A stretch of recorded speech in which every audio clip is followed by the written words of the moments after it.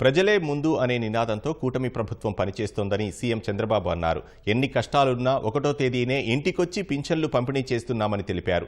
సంక్షేమానికి తామే నిర్వచనమని వైసీపీ సర్కార్ చెప్పుకుందన్న చంద్రబాబు వారు నొక్కిన బటన్లన్నీ తమ ప్రభుత్వం ఇచ్చే పింఛన్లతో సమానమని స్పష్టం చేశారు. P4 విధానంతో పేదరికం నిర్మూలన దిశగా ప్రయత్నిస్తుంటే కొందరు రాళ్లు వేస్తున్నారన్న చంద్రబాబు వీలైతే సాయం చేయాలని, అనవసరంగా విషం కక్కొద్దని హెచ్చరించారు.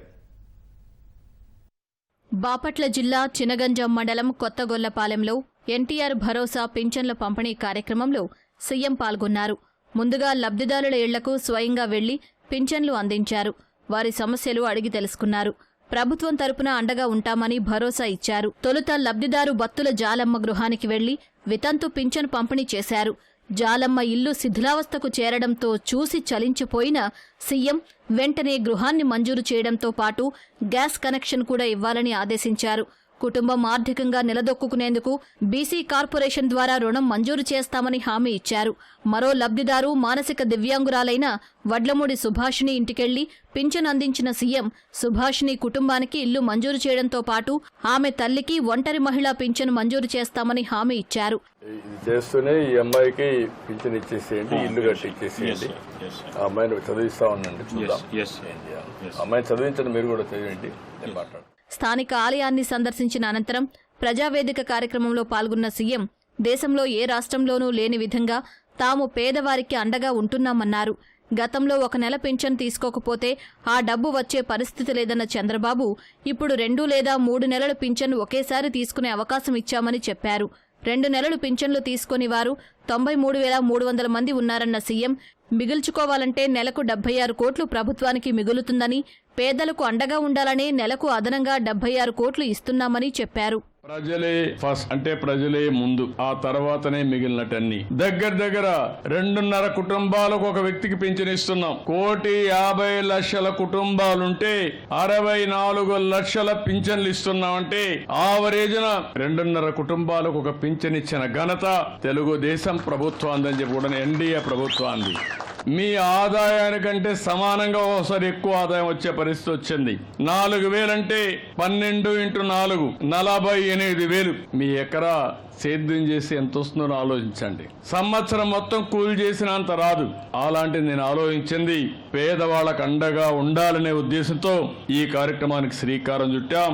ఈ ఒక్క కార్యక్రమంలో 33,100 కోట్ల రూపాయలు ఖర్చు అవుతుంది. భారతదేశంలో ఎక్కడా లేదు. తెలంగాణలో మనకంటే ధనికమైన రాష్ట్రం 2,016 రూపాయలు ఇస్తారు నెలకు. తమిళనాడు 1,000 రూపాయలే, కేరళలో 1,600, కర్ణాటక బెంగళూరు ఉంది 600, ఉత్తరప్రదేశ్ ఒరిస్సాలో 500. ఇప్పుడు నేను అడుగుతున్న సమిక్షేమం ఇవ్వలేదనే వాళ్ళకి నేను ఇచ్చేది కళ్ళుంటే చూడాలి, మనసుంటే ఆలోచించాలని అలాంటి వ్యక్తులకు విజ్ఞప్తి చేస్తున్నా. ఒకప్పుడు బటన్ నొక్కారన్నారు, మీ బటన్లన్నీ నా పింఛన్తో సమానం అని చెప్పి మరొక్కసారి మీకు అందరికీ తెలియజేస్తున్నా. 40 ఏళ్లుగా ప్రజలు తనను ఆదరించి అనేక పదవులు అందుకునే గౌరవం ఇచ్చారన్న సీఎం తన వంతు బాధ్యతగా పేదలకు మేలు చేసే ఉద్దేశంతోనే P4 విధానం తెచ్చామన్నారు. ప్రభుత్వం నుంచి అన్ని పథకాలు సాయం అందిస్తూనే సమాజంలో ఉన్నత స్థాయిలో ఉన్న వారి సాయం కూడా అదనంగా జోడించి పేదరికం నుంచి విముక్తి చేసేందుకు కృషి చేస్తున్నామని తెలిపారు. చేతనైతే తమ వంతు సాయం చెయ్యాలని, అలా కాకుండా విమర్శలు చేస్తే సహించబోనని చంద్రబాబు స్పష్టం చేశారు. 2029 ఈ రాష్ట్రంలో 0 పావర్టీ చూడాలనేది నా లక్ష్యం. ప్రతి ఒక్కరికి కనీస ఆదాయం ఉండాలి. ప్రజాహితం కోసం మానవత్వంతో పనిచేసి మీకు తగిన సహాయం చేయండి. సమాజంలో మీరు చేయకపోయినా పర్వాలేదు, చెడు చేయొద్దండి. చాలా మంది మనం నిద్ర లేసే చూస్తూ ఉంటాం, విషం గక్కుతా ఉంటారు. ఎందుకు గక్కుతారో మనకే అర్థం కాదు. మీకు చేతనైతే ఒక 100 కుటుంబాలను తీసుకొని మీరు బాగు చేయండి. వారిని బాగు చేసి నేను చేశానని నాకు చూపండి. నీకు కూడా ఒక మంచి దండ తీసుకొని అదే మరి షాలువ కప్పి ప్రజల్లో సన్మానం చేస్తాను. గాని మాటలు చెప్పి చెడగొట్టాలని ప్రయత్నం చేస్తే మాత్రం మంచిది కాదని రాజకీయ పార్టీలకు గాని వ్యక్తులకు గాని హెచ్చరిస్తున్నా. సమాజం అంటే తమాషా కాదు. సమాజం అంటే బాధ్యత.